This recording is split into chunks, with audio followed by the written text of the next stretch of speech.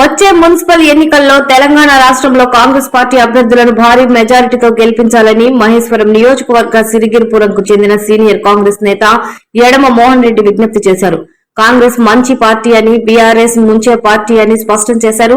BRS party యువతను మరియు ఓటర్లను మరియు చివరకు ఎమ్మెల్యేలను కొనుగోలు చేసి విలువ లేకుండా చేసిందని ఆయన విమర్శించారు.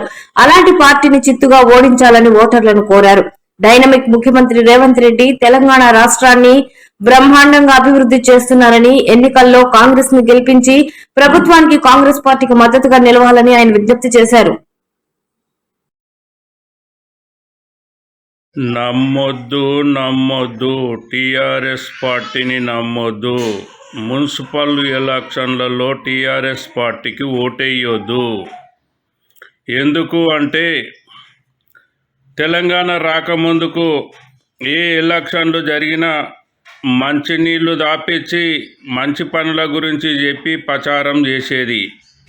కానీ టీఆర్ఎస్ పార్టీ గవర్నమెంట్ వచ్చినాక, కేసీఆర్ ముఖ్యమంత్రి అయినాక ఏ ఎలక్షన్లు వచ్చినా యువతకు చదువులు బంద్ చేసి, బీరు దాపించి, బిర్యానీలు తినిపించి, రోజు 500 కూళ్ళు ఇచ్చి ప్రచారానికి పిలుచుకపోయి పార్టీలకు విలువ లేకుండా చేసిండ్రు, లీడర్లకు విలువ లేక చేసిండ్రు.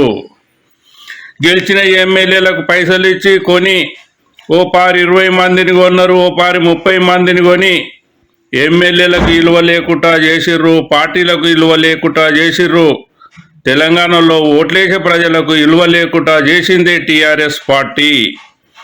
ఎన్నో అప్పులు చేసి, తప్పులు చేసి, బడుగు బలహీన వర్గాలను మోసం చేసి పైసలు సంపాదించుకొని ఆ పైసలకెళ్ళి ఏ ఎలక్షన్ వచ్చినా నువ్వడ్డ క్యాండిడేట్లకు పైసలు ఇస్తాం, ఓట్లేసే ప్రజలను మోసం చేస్తాం, పైసలతోటే మేము పనిచేస్తాం, పైసలతోటే మేము పనిచేస్తాము అని ప్రజలను మోసం చేసే పార్టీ టీఆర్ఎస్ పార్టీ.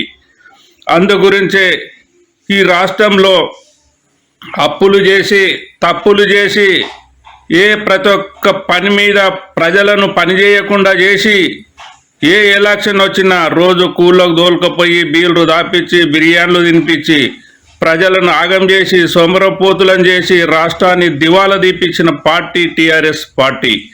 అందు గురించే ఈ వచ్చే ఎలక్షన్లలో, మున్సిపల్ ఎలక్షన్లలో ఏ ఒక్కరు కూడా టీఆర్ఎస్ పార్టీకి ఓటేయొద్దు. కాంగ్రెస్ పార్టీ మంచి నిజాయితీగా పనిచేస్తుంది, దోపిడీ లేకుండా పనిచేస్తుంది, దొంగతనం లేకుండా పనిచేస్తుంది. అప్పులు చేసిన రాష్ట్రాన్ని సరిదిద్దుకుంటూ, అప్పులు చేయకుండా వచ్చిన ఆమ్దానిని లెక్కలు చెప్పుకుంటూ, ప్రజలకు మంచి అవసరమున్న పథకాలనే ఇచ్చుకుంటూ, అవసరం లేని పథకాలను బంద్ చేసి ఈ రాష్ట్రాన్ని ఆర్థికంగా ముందుకు తీసుకుపోతున్న డైనామిక్ ముఖ్యమంత్రి రేవంత్ రెడ్డి ఈ రాష్ట్రానికి 10 ఏళ్ళు ముఖ్యమంత్రిగా ఉండాలి అని ప్రజలు కోరుకుంటున్నారు.